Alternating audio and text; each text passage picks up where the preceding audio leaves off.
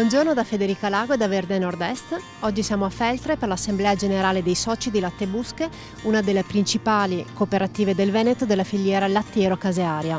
A dare il benvenuto ai soci, il presidente De Cet, ascoltiamo le sue parole.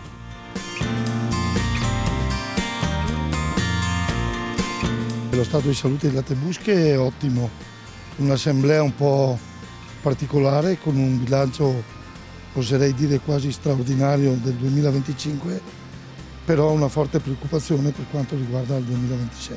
Io l'ho detto e continuo a ripeterlo, nei momenti buoni tutti pagano bene il latte, tutti stanno bene. È nei momenti difficili che si nota la forza della cooperazione. In questi momenti noi raccogliamo ancora il latte di tutti i soci, facciamo la media con i prezzi e riusciamo in qualche maniera a dare molta più sicurezza degli altri ai nostri allevatori soci. Che messaggio vogliamo lasciare ai vostri soci che oggi parteciperanno a questa assemblea?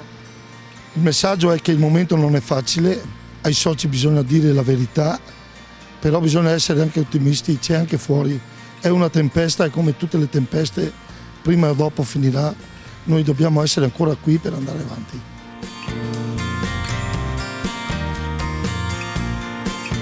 È stato sicuramente un anno straordinario. Noi l'abbiamo comunicato in più circostanze ai nostri produttori e oggi siamo a fare un po' la sintesi. È un anno in cui Latte Busche ha ottenuto parecchi record. Il primo di latte lavorato, arrivando in pratica a 1,5 milioni di quintali all'anno, il fatturato che sfiora i 165 milioni e la redditività per i nostri soci da sempre la più alta, con un valore abbondantemente al di sopra dei 70, 73, 50 in particolare. Devo dire che commentare oggi una situazione di questo tipo mi sembra quasi surreale, perché da una situazione di grosso vantaggio per tutti i produttori si sta creando, è già in essere peraltro, una situazione di estremo disagio, con quantità eccessive di produzione di materie prime in tutto il mondo, in Europa, in Italia, anche qui da noi. Situazione aggravata dai dazi e dai conflitti che impediscono lo scambio globale, diciamo, no, delle produzioni.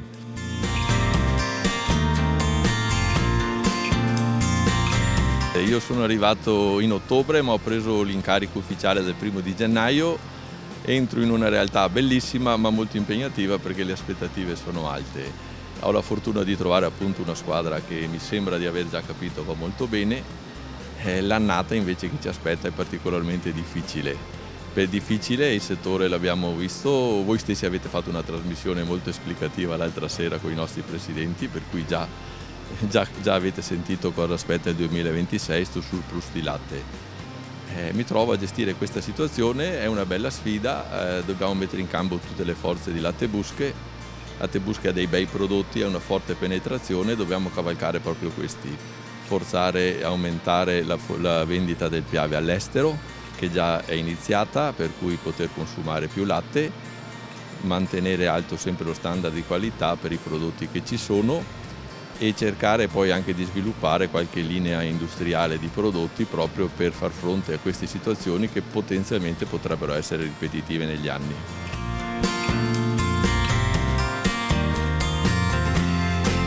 È un'annata buona a metà, perché l'altra metà del 2025 c'è stata un po' di difficoltà e comunque un prezzo del latte che è sceso parecchio ed è sceso anche nei primi mesi di quest'anno per l'elevata produzione a livello europeo, per una sorta di meccanismo in cui si tengono gli animali perché si pensa che ci sia un grande prezzo, ma poi si è visto che la grande produzione porta anche un eccesso di offerta e quindi un calo del prezzo.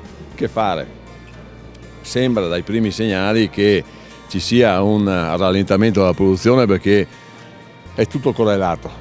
La curva del prezzo della carne è correlata con la curva del prezzo del latte.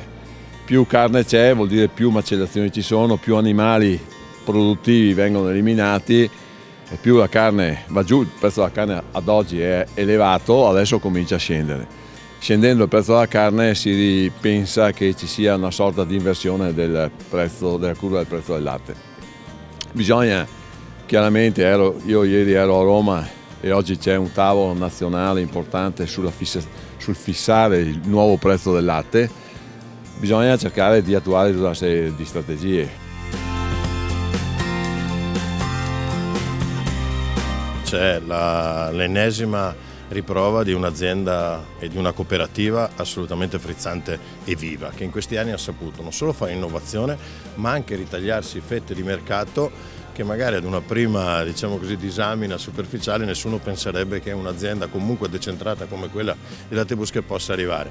Pensiamo allo straordinario successo dei DOP, delle lavorazioni del Piave e del Padano, pensiamo alla capacità di stare direttamente sulle strade con i tanti punti vendita, pensiamo alla straordinaria capacità di capire prima ciò che accade e anche di innovare gli stabilimenti.